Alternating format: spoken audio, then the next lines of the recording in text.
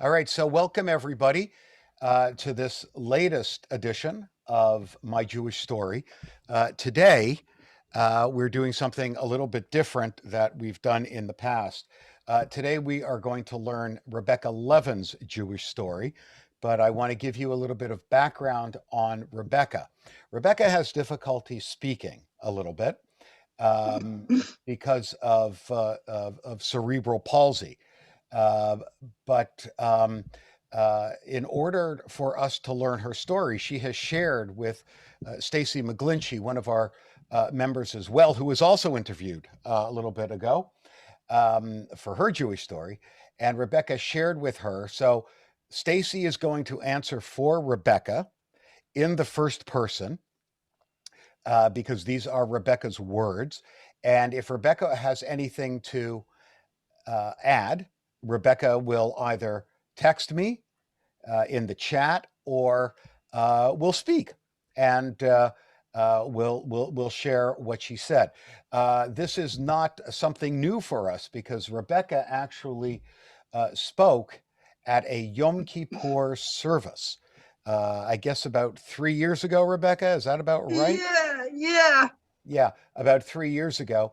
And she had somebody speaking for her while she was up on the Bema. Rebecca is a board member of the temple, is an extremely active member of the temple, comes to every single class that I have offered and I suspect will offer. And Rebecca is, in many ways, a very unique person and a highly intelligent person as well. So um, let us get started. So I'm going to be speaking to Rebecca, and the words of Rebecca will come from Stacy because Rebecca and Stacy have been working on this for I don't know, a couple of weeks at least, Two right? I guess weeks. a couple of weeks. Okay.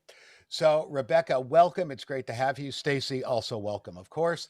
And Rebecca, um, let's get started. They're all open ended questions. So, tell me your Jewish story. My initial recollection of the importance of my being Jewish came from my maternal grandmother, Frances Greenberg Metz. She relayed to us the story of how she, along with her 6 siblings, were led by her parents, my great grandparents, Wolf Metz and Yetta Sherman, across a frozen lake in Dukla, Poland, in the dead of night. So they had to. My grandmother was only 3 at the time, and she was too young to understand that they were fleeing from the pogroms as their lives were in danger. My great grandparents were Hyman and Muriel, and they were also from Poland, Malek. And they were both from Malek, Poland. They came here in May 1884. They came here. They came to America in 1884? Yeah. Wow. Okay. Yeah. And so my grandfather, Julius Metz, also came to the United States through Ellis Island. He settled in New York City. His father and the family designed coats, and they worked in the garment district on Channel Street. Once here, both sets of great grandparents were strictly Orthodox, as they were in the old country. My maternal grandparents were more conservative, I think, trying to adapt to their new way of life in America. So my mom came down to Long Branch from the Bronx, accompanying a friend who was seeking employment at Fort Monmouth. And as luck would have it, Mom was offered a job and brought her mother and 2 sisters down with her, and they rented a home around the corner from TBM, the old one located on 2nd Avenue. Right. And Second Avenue or Bath Avenue? Second. It's Second Avenue. Okay. You know the history of the temple better than I do. Yes. So once there, my mom adapted to Reform Judaism. She found it much easier once she was married because my dad suffered from multiple sclerosis. My grandma Frances did secure a job with, I'm pretty sure it was Heinz.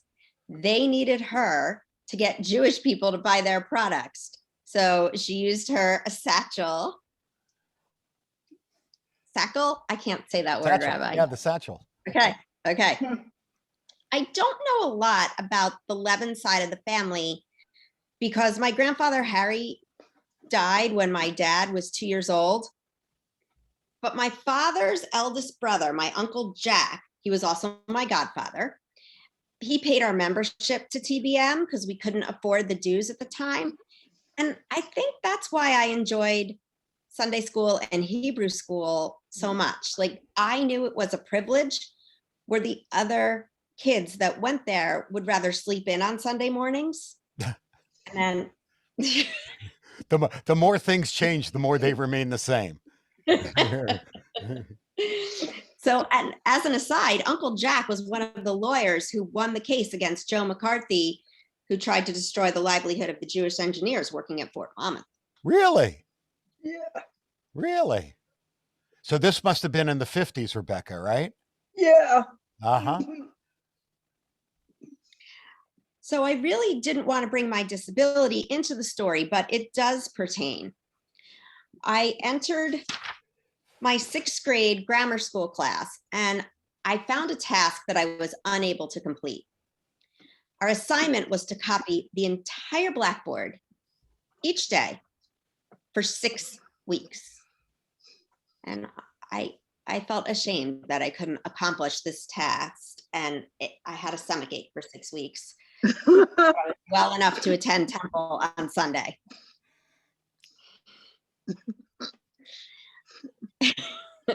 And before you were hired, Cy, Hebrew school was twice during the week, and I was well enough to go to Hebrew classes too.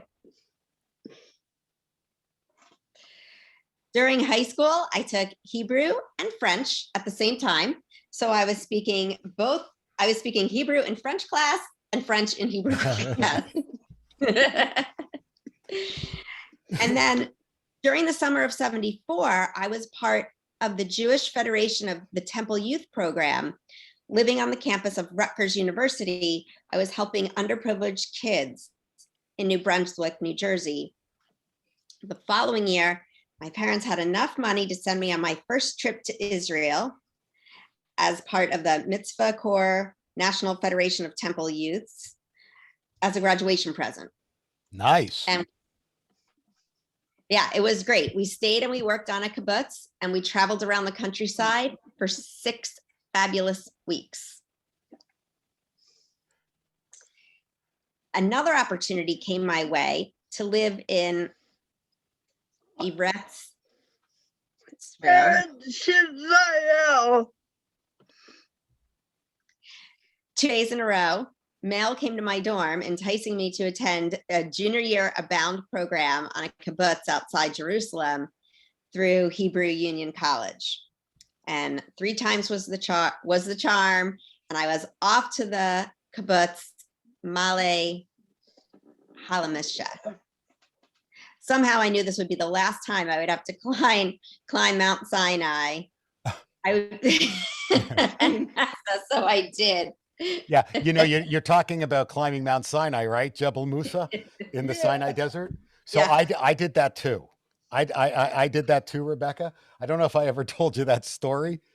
And our rabbinic class went to Jebel Musa, and somebody had the bright idea that they wanted to blow the shofar on top of Mount Sinai just as the sun was coming up. Okay, that's very romantic and it's very nice. And keep in mind, this is February. Okay, so in order to get up to the top of Jebel Musa, 5 in the morning. right, 5. Yeah. That's when the sun came up. We got up there. Right. Yeah, the sun was coming up at 5 o'clock, which means we had to get up there, start schlepping up this mountain at And 3 o'clock three. in the morning. So we're schlepping up this mountain at 3 o'clock in the morning, and I don't know when you were there. Was it the summer when you were there? It was freezing. Oh, well, Freezing. it was yeah, me too. It was the coldest I have ever been, which is to say something because I'm from Canada. So we're schlepping up this mountain and there are steps in certain parts of the mountain and it's freezing rain. And I don't know if you've ever had to climb a mountain with freezing rain. So we get up to the top of this mountain. We blow this shofar. I couldn't wait to get off this mountain. I couldn't wait to get down to the monastery at the bottom of the mountain. Um, but, the symbolism was there. But the fact that you got there is very significant. I don't even know that I would want to climb it now. No.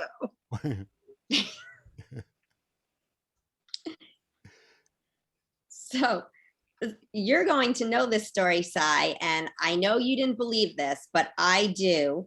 One night at services a few years back, you were bringing the Torah down from the bima so we could all touch it. When it came to my turn, I couldn't raise a book. And at that point, you What? ever so gently touched me with the Torah, and I saw this to be a sign that God was reaching out to me, even when I couldn't reach out. Remember? Wow. Remember? No, I don't. Vaguely. I don't remember. Because these are things that kind of happen in passing. But the fact that you remember is what's significant and what's really important. But what a great story! What a great moment! I'm glad I was part of that, and thank you for sharing that because that gives me chills. That's a beautiful story. It is. And then a few weeks before the start of the pandemic, I wanted to do something for our kids about disabilities. So Stella, as always, helped me and discovered that there was actually a Jewish Disability Awareness Month. So with the assistance of Bill Falcone, Al Goldman, and several others, we put together an awareness day. The lower grades signed into the event with their less dominant hand and had to guess which people from the Torah had handicaps. Al demonstrated how to utilize a wheelchair. Some of the kids were blindfolded and guided through the social hall. And then when the session ended, we had a discussion about what the children learned. And tears came to my eyes as one boy said he got a little bit of insight as to how some people have to live with these challenges on a daily basis. Yeah. That was a great program, by the way, Rebecca. Thank you. Yeah, it was a great program. I don't know if you heard all the feedback, but we heard the feedback from the parents, and Stella heard feedback from the kids, and they thought it was really, really well done. It was well organized, and to bring a little bit of yourself and the kind of physical challenges that you encounter every day. And then we'll tell the story about when your neighbor called the police on you, because I think that's a really great story. But we'll tell that in a second. You'll do that. Do you want me to do that? Yes. Okay. It really gave the kids some insight, and so I never knew that. yeah. So for a couple of hours, you really acted as their rabbi. So the story that I was referring to, and it also goes to the way people perceive disabilities. And the discomfort that some people have with other people's disabilities. And this is a good opportunity for us to teach really through this video. Rebecca comes to class. Well, I guess it was 2 years ago, Rebecca, and she's laughing hysterically. She's just like this. She's laughing hysterically. What's so funny? She said that she was walking down the street. Now, Rebecca does not walk with a straight gait. I mean, it's Yeah. there's difficulty in walking. This is one of the manifestations God, of, yes. yeah, that's right, of cerebral palsy. So Rebecca, one of Rebecca's neighbors, called the police and said that there is a drunk woman walking on the street. So the police came, and obviously Rebecca was not drunk, but on a serious note, it really underscored for me. Didn't have to underscore for Rebecca because she deals with this all the time. What it's like to have a physical disability and the way people perceive that disability. And one of the beautiful things about this particular interview and why we really worked hard to make it happen is that I wanted, and Rebecca wanted, and Stacy wanted us to recognize that a physical disability is not representative of a person's soul. It's only a reflection of a person's body, and over which Rebecca has little control. Rebecca, for you to even come up here and do this really says a lot about your inner strength. And I promise I won't call the police on you after this interview. But this was just one of those great stories that Rebecca and I still laugh about. Because Rebecca's able to laugh at herself to a certain degree, and I think that's the only way to do it. It's the only way. Okay, sorry, Stacy, go ahead. Well, you paid me a huge compliment. I don't know if you realize that, but so TBM gave me a good Jewish life, and inadvertently my desire to visit Israel nearly half a dozen times, plus the conclaves, Jewish weekends for teenagers that I attended. It gave me a real sense of belonging. Now, you said I was like a rabbi to the children. Rabbi Joe encouraged me to enroll in rabbinic school, but due to my speech impediment, I didn't think I could handle the responsibilities of becoming a rabbi. Although I totally had the smarts. So maybe next time, maybe next go round. Yeah. And as an adult, I know you say I've been in hundreds of classes over the past decade. I'm now a proud member of the Board of Trustees, and the journey continues. That's beautiful. That is really beautiful. Rebecca, you are on the Board of Trustees. You're an active member of the Social Action Committee. There is, there's a touch of sadness that your intellectual gifts and your soul itself could not be used in a professional Jewish life as a rabbi or as a cantor, but that does not diminish at all what you can teach us. I wish I could always do more. Right, and you wish you could always do more, and there are people who are perfectly healthy. I know. I wish would do. That I wish would do more. Right, and sometimes we squander a lot of our time with things that are not that important, and we take the time for granted. But I know that that there's so much more that you want to do. Rebecca, is there anything other than the rabbinate, anything that Jewish that you really want to do? Yes. I want to finally write my book. You want to write a book? I did everything I want to do except write a book. Okay. I've gone through Europe. I did all my travels. And you're still traveling. You go to Germany Yeah. from time to time. And next time I'll go to Poland. Oh, and you're going to Poland? Whoa! Tell me. So right.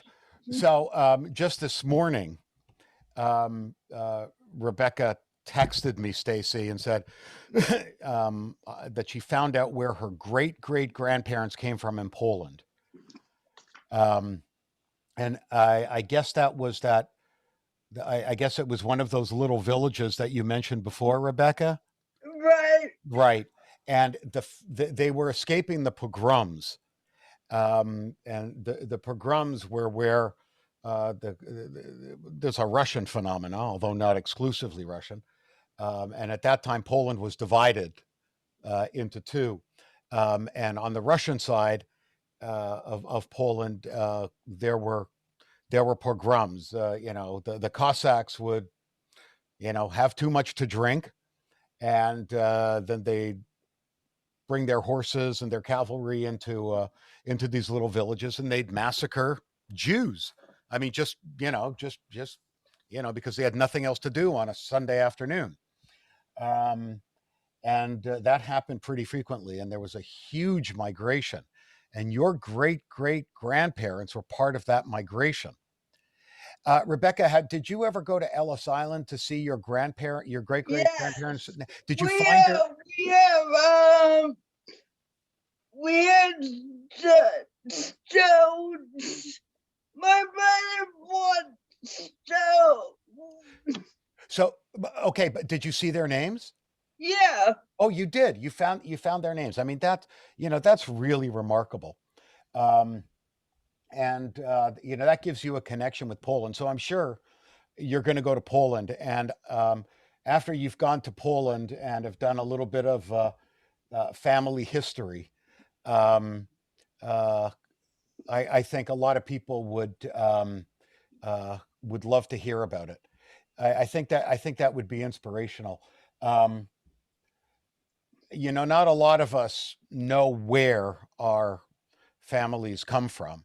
My family comes from England, in Manchester, um, but I think originally they also came from Poland. And what's interesting is that you never know. Maybe my great grandparents were friends with your great grandparents, and they came over at the same time, but they took a different boat. Mine ended up in London, and yours ended up in Ellis Island. Um, what else do you want to share with us, Rebecca? I was a French girl asked to be bar mitzvah. Oh, really? Where? Here? Yes. At Beth Miriam? Yes. You were the first girl to be bat mitzvahed at Beth Miriam? I was asked to be, yes. Oh, wow. Okay, that's cool. Who officiated your bat mitzvah? Rabbi Goldman. Rabbi Goldman. Right, Joe Goldman was the rabbi here for 30 years. 28 years, I think. 28 years. He was my immediate predecessor. He passed away a few years ago, and people have unbelievably wonderful memories of Rabbi Goldman. And he inspired a lot of people to enter professional Jewish life. So, Rebecca, a couple of weeks ago, you gave me a picture. You didn't talk about this. You gave me a picture of Camp Kutz from 1974. Right. I think. Okay. And you were on staff, I think, at Camp Kutz. No. You weren't on. You weren't. No. You were a camper? That was a camper picture? Yes, yes. You were tall. Yeah. Uh, and it was interesting because she gave me the picture, which I did put up on the temple website, and Vicky and Norm Brosniak were also in that picture, and they And were they're kids. and right. Oh, those were the kids. Well, I think they, I Right. think, I think they fed children very well in And 1974. Beth is in there also. Oh, really? Oh, I didn't know that. Good. So so you've had involvement in the Jewish summer camps. You've had involvement in NIFTY. You've had involvement um, in the Temple Youth Group. You've had involvement in Hebrew school or religious school, and now on the board and on many committees. And you are taking every class that I offer. Um, so I have one last question: where do you get the energy?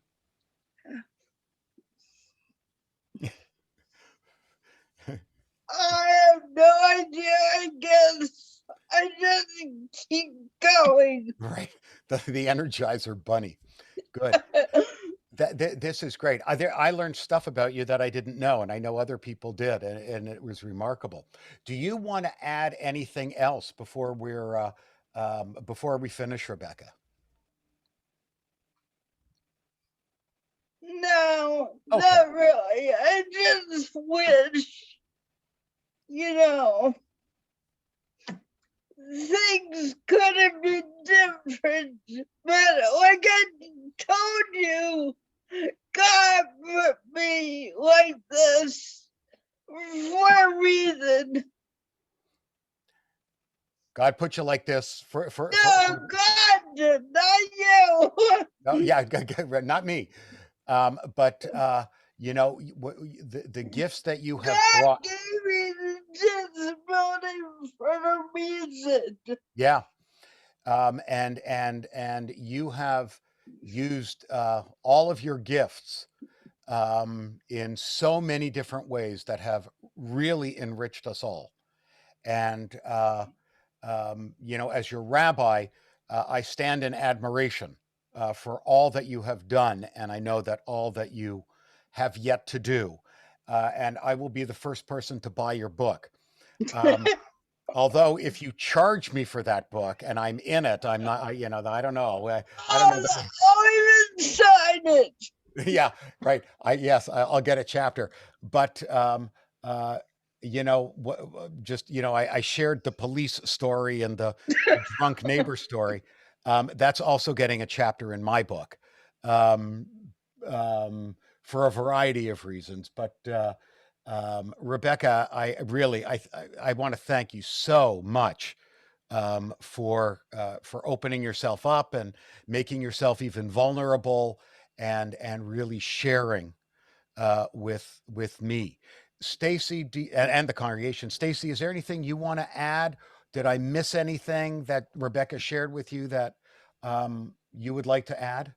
I don't think so. Just that this was my privilege to do this with Rebecca, and I'm very grateful for the opportunity. And the story really needed to be shared. It's a great story. Yeah, it is a story that needs to be told, and I think you're right. I like the way you put that, Stacy. And um, Rebecca, you're the perfect person to share this story for a variety of reasons. So I want to thank you both. I'm going to put us off of record, and then I'm just going to follow up. So don't go anywhere.